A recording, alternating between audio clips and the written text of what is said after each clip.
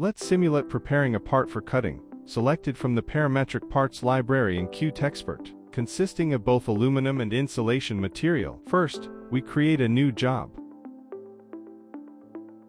We select the part to be cut. We verify that the geometry and specifications meet our requirements.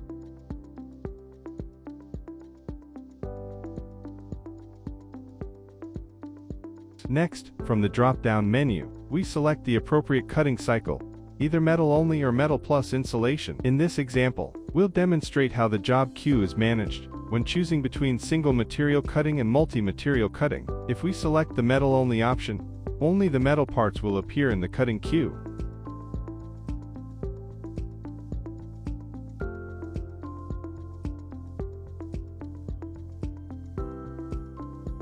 Alternatively, when cutting different materials using separate machines, the queue is automatically sorted by machine type. Only the parts compatible with the active machine are selectable.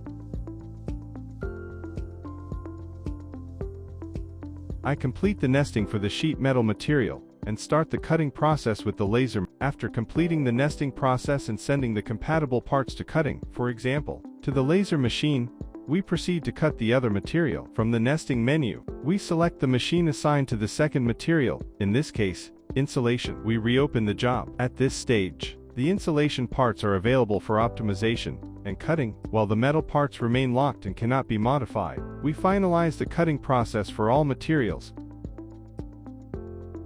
completing the job efficiently with full control over each production phase.